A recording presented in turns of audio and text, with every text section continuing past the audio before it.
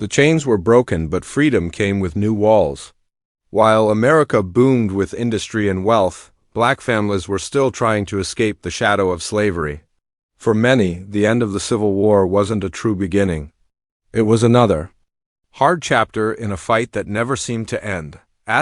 When slavery officially ended in 1865, millions of black men, women, and children stepped into a world that promised freedom but gave them something far different.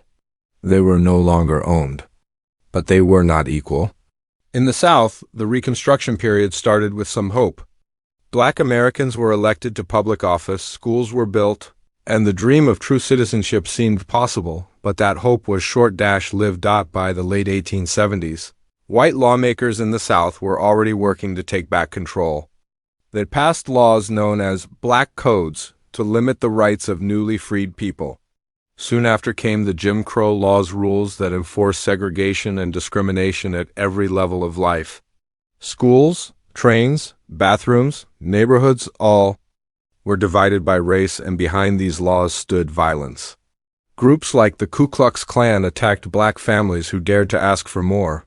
Fear became a daily part of life. Faced with such cruelty, many black families decided to leave the South behind. This was the beginning of what would later be called the Great Migration. While the major wave would come in the early 1900s, small groups had already started heading north during the Gilded Age. They hoped to find jobs, better education, and peace. New York City became a major destination, especially Brooklyn. Here, some black communities began to take root in places like Weeksville, a neighborhood started by free black people even before the Civil War. In these northern cities, life was still hard but different. There were more chances to work, more schools that would accept black children, and in some areas, more legal protections. But even in New York, black citizens were not truly accepted. They were often blocked from joining elite social clubs, denied the right to live in certain neighborhoods, or refused service in restaurants and stores. In the world shown by the Gilded Age, a world full of wealth, dresses, and mansions, black families were usually not invited. Still, they built. They created communities, churches, and businesses. They raised families, sent children to school, and started newspapers to tell their own stories. One of the most important voices of the time was Thomas Fortune, a journalist and activist who started the New York Age, a newspaper that fought for the rights of black Americans. His work inspired and informed thousands. He challenged injustice. With the power of words. In HBO's The Gilded Age, we meet a character named Peggy Scott, a smart, brave black woman trying to find her place as a writer. Her character, though fictional, is based on many real women from that time. Peggy's struggles with racism, isolation, and ambition reflect the silent fight of an entire community during the Gilded Age. While wealthy white families danced at galas and built railroads, black Americans were still finding ways to survive in a system not built for them. They did not have the luxury to dream freely. But they still dreamed. Their lives weren't covered in gold, but in strength. They weren't allowed into ballrooms or boardrooms, but that didn't stop them from building their own. In a world that refused to see their worth, black Americans, during the Gilded Age, created spaces where they could shine. While society locked its doors, they built new ones. Stronger ones. During the Gilded Age, white society celebrated its wealth with luxury and pride. Lavish mansions, fancy banquets, and social rules created an elite circle few could enter. For black Americans, the rules were different and far more cruel. They were not only pushed to the sidelines, but also treated as if they didn't belong at all. Still, instead of waiting for a seat at someone else's table, many chose to build their own. Across New York City, especially in Brooklyn, black neighborhoods began to grow, filled with people who refused to be invisible. One of the best examples of this power was Weeksville, a black-owned and self-governed community. Weeksville had its own schools, churches, and even a newspaper. It was a safe space in a time of daily discrimination. Here, black excellence wasn't just a dream, it was a reality, shaped by hard work and pride. Education was a major key. Even though many public schools were segregated, Black families made sure their children could read, write, and think freely. Churches and community groups raised funds to start private schools where black students could learn without being treated as second-class citizens.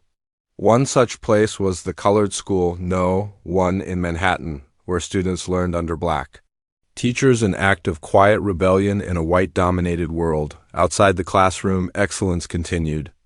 Black Americans started newspapers like the New York Globe, opened banks, and ran their own businesses. They formed social clubs, literary societies, and religious groups that supported not only spiritual needs but also economic growth. These spaces gave men and women a chance to lead, to learn, and to support one another in ways the larger society would not. And then there were the women. Black women during the Gilded Age were more than just silent figures in history. They were educators, caregivers, writers, and activists.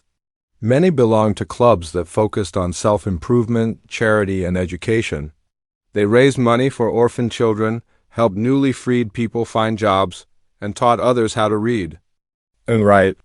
These women laid the foundation for the powerful civil rights leaders that would come later. In the Gilded Age series, Peggy Scott is one of the few characters who shows this reality. While white women worry about their place in society's strict rules, Peggy is fighting on two fronts, being black and being a woman. Her role as a writer is no accident. It reflects a very real truth from that time. Black women had to write their way into history. Their voices were not always welcome, but they made themselves heard anyway. Even though they couldn't attend the grand social events shown in the show, Black New Yorkers held their own formal events. They wore beautiful dresses, gave powerful speeches, and honored their own heroes. These were not small, hidden moments. They were proud, public declarations. We are here. We matter. This quiet revolution of culture and community didn't make headlines back then, but it was real.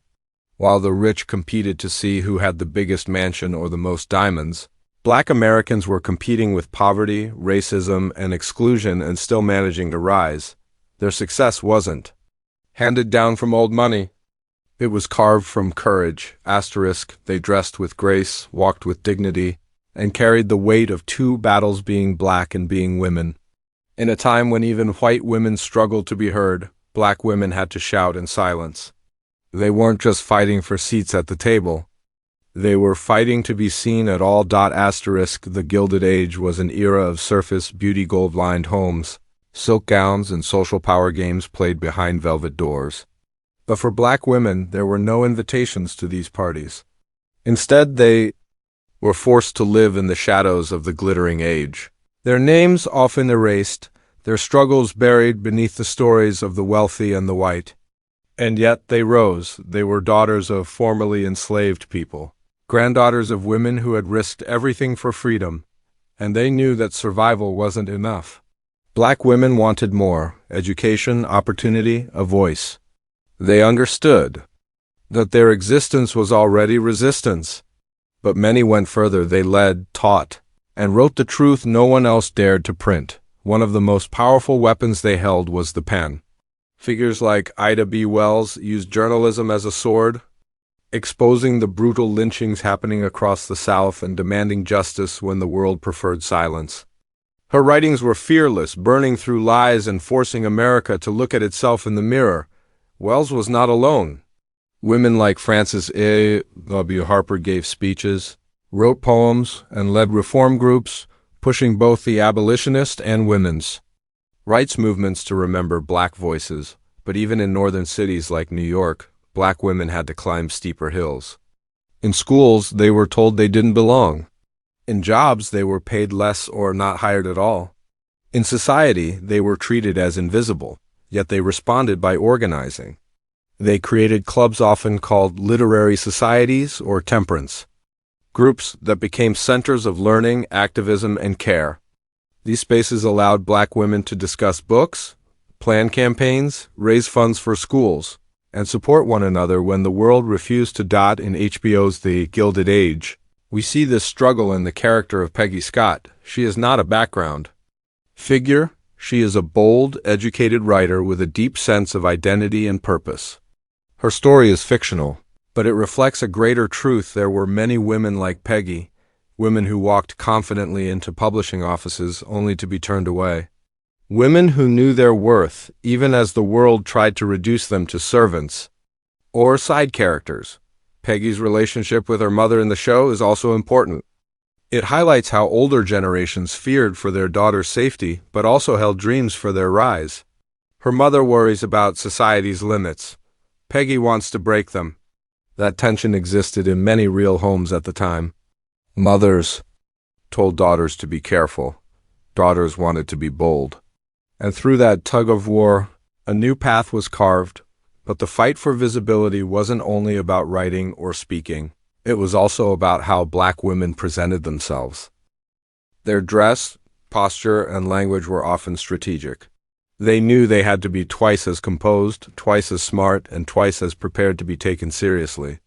Respectability politics shaped their lives, sometimes as a shield, sometimes as a burden. Even so, they claimed space, quietly, consistently.